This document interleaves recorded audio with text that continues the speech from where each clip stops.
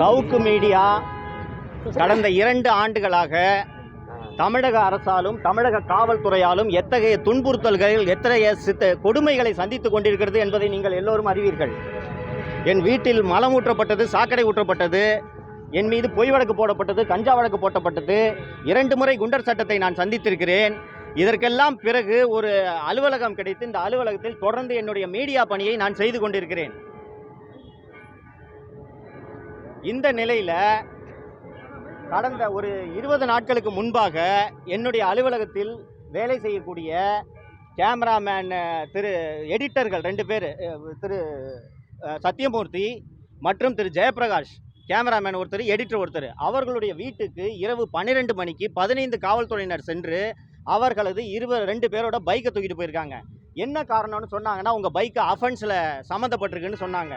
மறுநாள் காலையில் நான் தலைமைச் செயலகம் சென்று உள்துறை செயலாளரை சந்தித்து இந்த மாதிரி மீடியா நடத்த விடாமல் ஹாரஸ் பண்ணுறாங்கன்ட்டு நான் புகார் அளித்து விட்டு வந்த பிறகு அன்று மாலை அவர்களுடைய 2 வாகனங்களும் கொடுக்கப்பட்டது. இதற்கு பிறகு என்னுடைய அலுவலகத்தில் கேமராமேனாக பணியாற்றக்கூடிய இந்த பையன் பிரசாத், இவர் மிகவும் ஏழ்மையான குடும்பத்தை சேர்ந்தவர். எங்கள் அலுவலகத்தில் கேமராமேனாக வேலை செஞ்சுக்கிட்டு வேலை முடிஞ்சவொடனே நைட்டு போய் ஜொமேட்டோ வண்டி ஓட்டி இவர் சம்பாதிக்கிறாருன்னா அப்போ எந்த அளவுக்கு இவர் குடும்ப வறுமையில் இருக்கும்னு நீங்கள் பார்த்துக்குங்க. இவர் வேலை செய்து கொண்டிருந்தார். அலுவலகத்தை விட்டு வெளியில் வந்த உடனே வெளியில் அந்த காம்பவுண்டை திரும்பின உடனே காவல்துறையினர், இந்த போக்குவரத்து காவல்துறையினர் வந்து இவரோட பைக்கை தூக்கிட்டு போய் 15 நாட்கள் ஆகிறது. வந்து இவர் எதுக்கு சார் பைக்கை தூக்கிட்டு போனீங்கன்னு மறுநாள் கேட்டதற்கு, உங்களோட வண்டிக்கு 6,500 ரூபாய், 6,500 ரூபாய்க்கு அவுட்ஸ்டாண்டிங் ஃபைன் நிலுவையில் இருக்கிறது என்று சொன்னவுடன் இவர்கிட்ட பணம் இல்லாமல் இருந்த நகையை கொண்டு போய் அடகு வச்சு மறுநாளே ஒட்டு மொத்த நிலுவைத் தொகையும் செலுத்தி விட்டார். இந்த நிலுவைத் தொகையை செலுத்தி 16 நாட்கள் இன்றோடு ஆகிறது. தினந்தோறும் இந்த காவல் நிலையத்திற்கு சார் வண்டியை இப்போ கொடுங்கன்னு கேட்டால் மேலே கேட்டுட்டு சொல்கிறேன், ஐயா வெளியில் போயிருக்காரு, இதே போன்ற காரணங்களை சொல்லி 16 நாட்கள் ஆகிறது. இன்று வரை இவரோட பைக்கை கொடுக்கல. நேற்று இந்த அஜித்குமாரை அடித்து கொண்டதற்காக முதலமைச்சர் அவங்க வீட்டுக்கு ஃபோன் பண்ணி மன்னிப்பு கேட்குறாரு. இந்த தமிழ்நாடு மற்றும் சென்னை காவல்துறையோட இந்த செயல்பாடுகள்னால முதலமைச்சர் தினந்தோறும் ஒவ்வொருவரிடமும் மன்னிப்பு கேட்க வேண்டும். அந்த அளவுக்கு அவலமான சூழ்நிலையில் தான் தமிழக காவல்துறை இருக்கிறது என்பதை இந்த நாட்டு மக்கள் புரிந்து கொள்ள வேண்டும். இன்னைக்கு இந்த டிராஃபிக் அஃபென்ஸுக்கு இப்படி சொல்கிறாங்க. நீங்கள் சென்னை அண்ணா நகர் 2nd அவென்யூக்கு போய் பார்த்தீங்கன்னா அங்கே சந்தோஷ் ஸ்டோர்ஸ்னு ஒரு சூப்பர் மார்க்கெட் இருக்குது. நீங்கள் யார் போனீங்கன்னாலும் தெரியும்.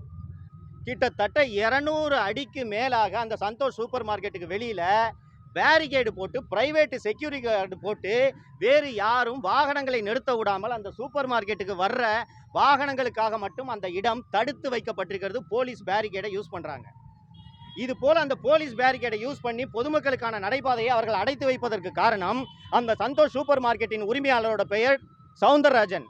அந்த சவுந்தரராஜன் யார் என்றால் தமிழ்நாட்டின் சட்டம் ஒழுங்கு கூடுதல் டிஜிபி டேவிட்சன் தேவாசீர்வாதத்தின் சொந்த தாய்மாமனார். நீங்கள் இது போல அதிகார துஷ்பிரயோகம் செய்து கொண்டிருக்கிறீர்கள், அட்டூழியங்களை செய்து கொண்டிருக்கிறீர்கள். ஒரு நகையை திருடி விட்டார் என்ற குற்றச்சாட்டுக்காக ஒருவனை அடிச்சே கொள்றீங்க. நாங்கள் மீடியாவில் இந்த உண்மைகளை எடுத்து சொல்லும் வேலையை செய்து கொண்டிருந்தா இந்த மாதிரி வண்டியை பிடிங்க வச்சுக்கிட்டு 15 நாட்களாக வண்டியை கொடுக்காம original licence, original RC book, வண்டியோட ஃபைனை கட்டியாச்சு. நான் இங்கே இந்த இஷ்யூவில் தலையிடக்கூடாதுன்றதுக்காக டெய்லி போய் கேளுப்பா என்ன சொல்கிறாங்கப்பான்னு கேட்டால் 15 நாளாக இங்கே வந்துட்டு போயிட்டு இருக்காரு. எப்போ கேட்டாலும் ஐயா வெளியில் போயிருக்காரு, மேலே கேட்கணும், டிசியை கேட்கணும்.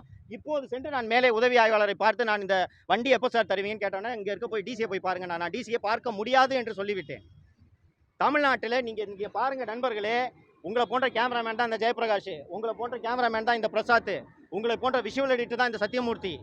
உங்களை போல எல்லோரையும் போல வயிற்று பிழைப்புக்காக ஒரு ஊடக நிறுவனத்தில் வேலை செய்து உழைத்து சம்பாதிக்க வேண்டும் என்பதற்காக தான் இவர்கள் வேலை செய்கிறார்கள்.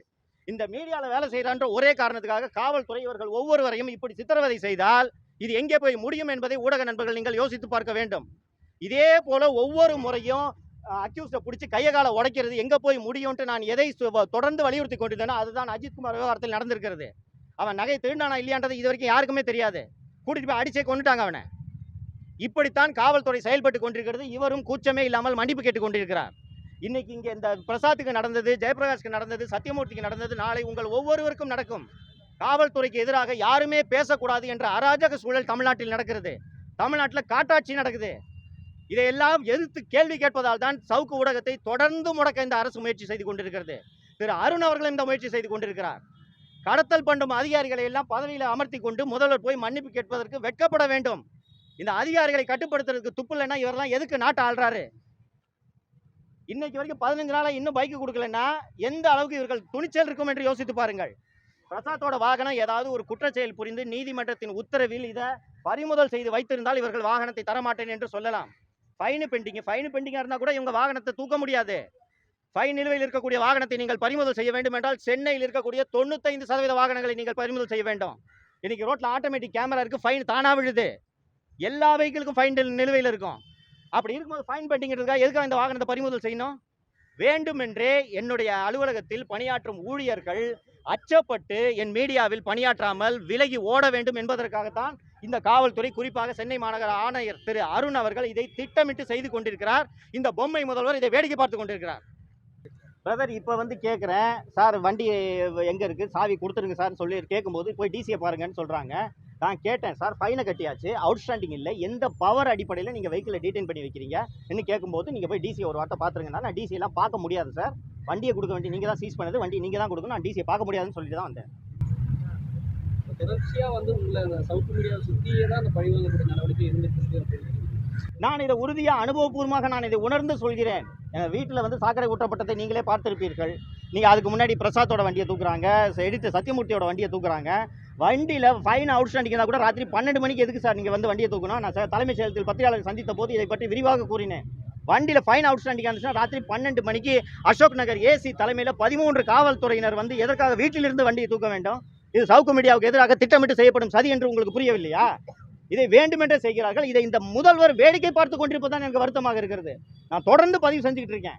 இந்த அதிகாரிகள் வேண்டுமென்றே இதை செய்கிறார்கள். இந்த அதிகாரியை கட்டுப்படுத்துறது கூட துப்பில்லாத இந்த முதல்வர் எப்படி இந்த நாட்டை ஆழ்வார் என்பதை யோசித்து பாருங்கள் நீங்கள்.